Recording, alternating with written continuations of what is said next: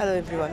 আচ্ছা, এইটাতে অলরেডি আগের ভিডিওতে বলেছি যে প্রিন্সেপ ঘাটের মধ্যে আহামরি কোনো কিছু নাই।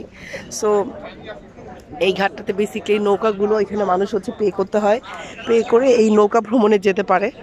আর তারপরে হচ্ছে যে নৌকা ভ্রমণে যে এই যে ব্রিজটা আছে, তারা চাইলে এই ব্রিজটাকেও ক্রস করতে পারে। এটা হচ্ছে যে প্রপার আউটলুকটা, এটাই হচ্ছে সে প্রিন্সেপ ঘাট, যেটা নিয়ে আসলে মানে মানুষের অনেক জল্পনা কল্পনা যে প্রিন্সেস ঘাট এইরকম সেরকম।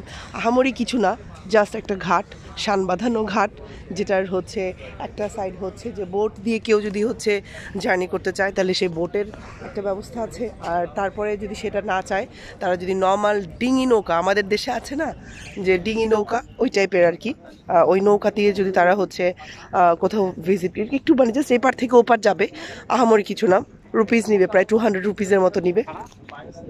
তো তারা হচ্ছে এটা ভিজিট করতে পারে, অ্যান্ড দ্যাটস ইট। আসলে কলকাতায় এসে আসলে দেখার অনেক কিছুই আছে।